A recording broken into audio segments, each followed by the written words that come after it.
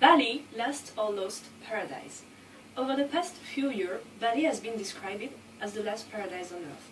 Traditional culture, heavenly beaches and Balinese way of life has been attracting tourists from all over the world. Nevertheless, the island is increasingly affected by mass tourism. Indeed, the authentic traditions that made the island famous in the West have been altered to suit the tourist. The declared policy of promoting cultural tourism has given way to mass tourism with its associated cultural and social problems. This situation has undermined Bali's pre-existing economic and cultural system. In this presentation, I will first offer an overview of the current situation of tourism in Bali. Then, I will provide an analysis of the impact of tourism on traditional culture and the dilemma between enhancing economic profit that stem from tourism or preserving the environment and culture of this last paradise. The pressure that tourism has brought to Bali's infrastructure and natural resources had forced the Indonesian government to make decisions, realizing that the poor planning and rapid tourism development that Bali went through could in fact ruin the island's physical and cultural assets that were and still are its main attraction. To conclude this presentation, I will focus on the sustainable development projects that have been built and achieved at the local and national level to promote a good tourism. First of all, I will give you an overview of the current situation of tourism in Bali. The identity of Bali as a touristic destination come from the beginning of the 20th century and has increased over the years.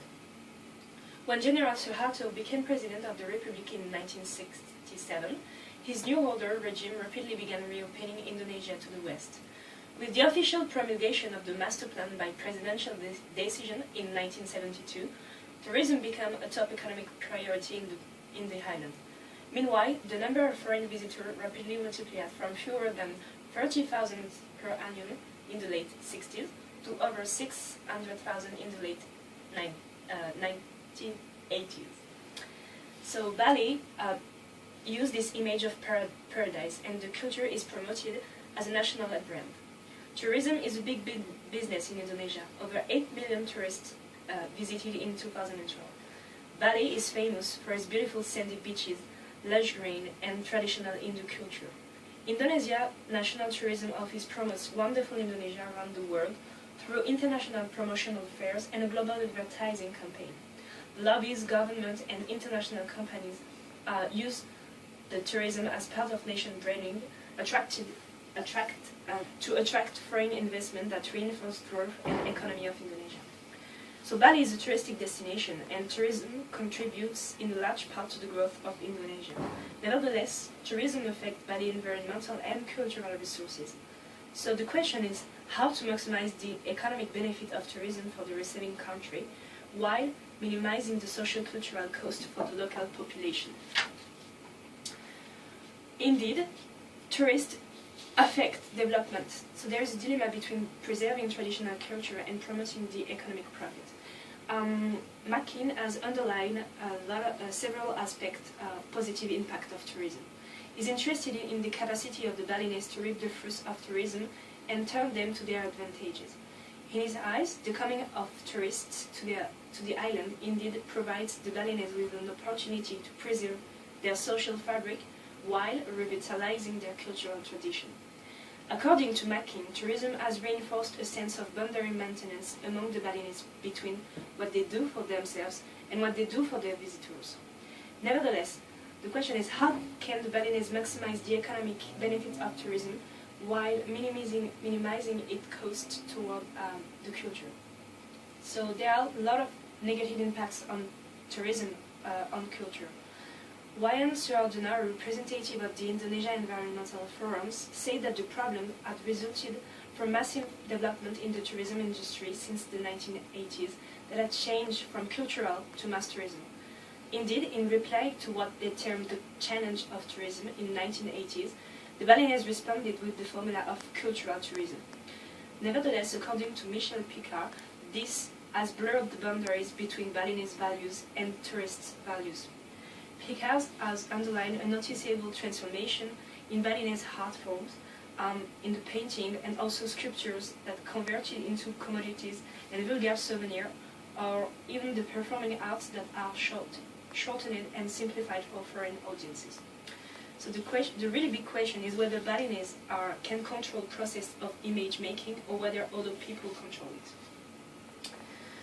One of the solutions of the negative impact on tourism upon the culture, sustainable tourism and development in Bali try to search a good way of a good tourism, are looking for good tourism.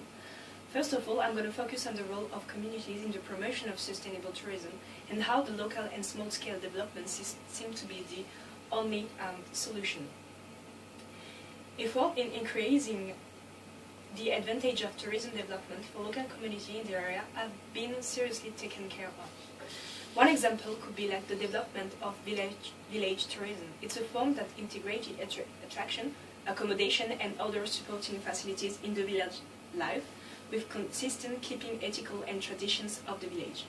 The development of this village tourism is one of the best examples in community-based development with main empowerment components.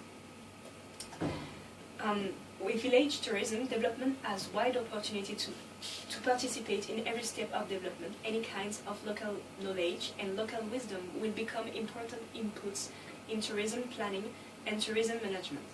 Local communities are able to optimize asset usage and resources for economic activities and conservation of culture. Empowerment of community in tourism destination is in line with cultural tourism rule and environmentally friendly perspective that is developed in Bali to reach sustainable development. Nevertheless, it doesn't seem to be enough, and the government has to intervene in order to support this kind of initiative. The government is looking for more balanced tourism development since the south.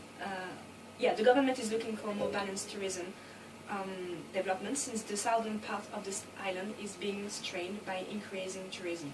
The planners have solicited the help of the UN agencies, emphasizing the need to preserve cultural integrity and the environment.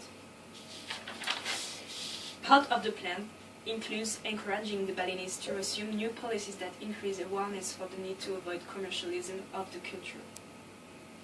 In conclusion, I would say that the future of tourism is much more uncertain following the recent event in Indonesia, highlighting the inherent risk in the sector and the industry as a whole.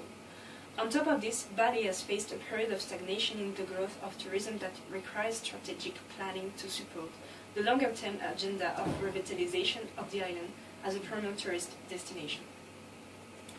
Cultural tourism appears then as the ideal solution in that it confers touristic value to manifestation of the indigenous culture. But for cultural tourism to accomplish its mission, it needs the active participation of the tourist as well as that of the local population, and they must establish relationships that are appropriate between host and guest. As Picard argued in 1996, if the touristic exploitation of Bali's cultural resources should, by misfortune, lead to depletion, Bali's image as a tourist paradise will suffer. If this should happen, the tourism industry not only would have caused the ruin of the Balinese culture, it would thereby have brought about its own loss as well.